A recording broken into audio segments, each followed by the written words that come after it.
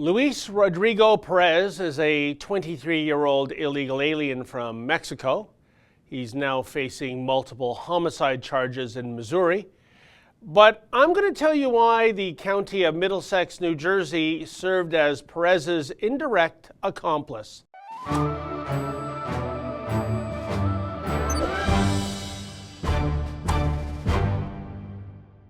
Luis Rodrigo Perez was released from the custody of the Middlesex County Jail in New Jersey earlier this year after a U.S. Immigration and Customs Enforcement detainer was declined.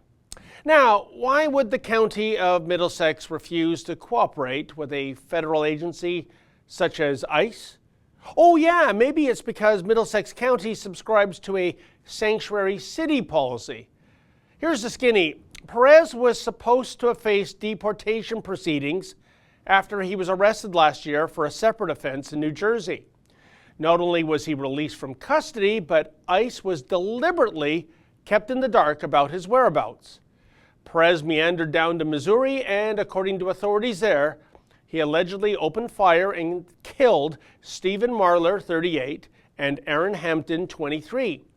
Two other people were wounded, but they survived. Perez then allegedly shot and killed Sabrina Starr, 21. Perez also faces an additional 8 felony counts. But it didn't have to be this way. It was not supposed to be this way.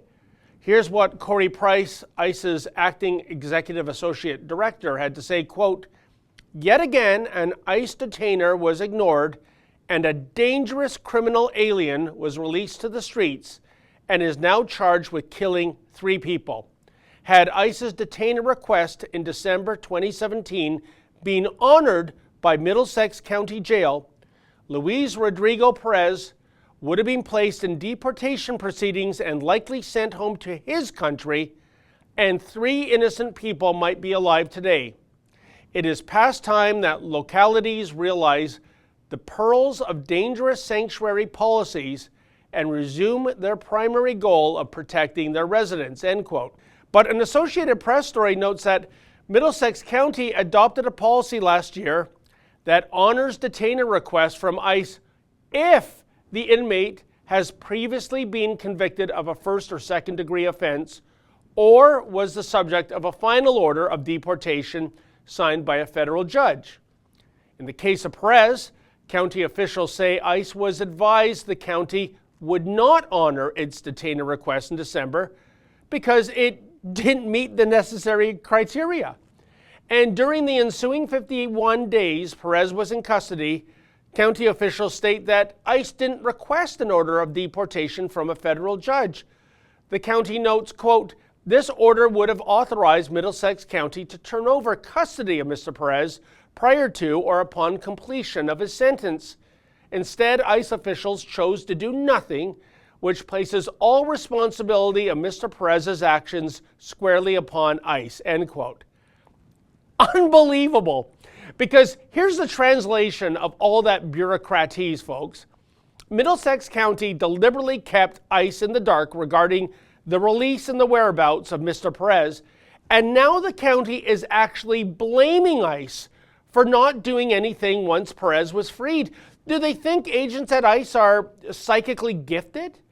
So really, not only does Middlesex County embrace a non-cooperation policy when it comes to ICE, but it would appear that Middlesex County also has a non-accountability policy when it comes to ICE as well, given they are taking zero responsibility for what has occurred.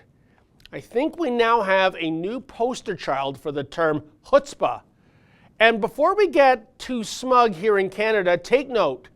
Our 3 biggest cities, Toronto, Montreal, and Vancouver, are sanctuary cities. Also of note, thanks to the virtue signaling Trudeau Liberals, we essentially have open borders right now. Yeah, I know. What could possibly go wrong, right? For the Rebel.Media, I'm David the Menzoid Menzies. Hey folks, the Rebel has a new app. Please download that app and take the Rebel with you wherever you go.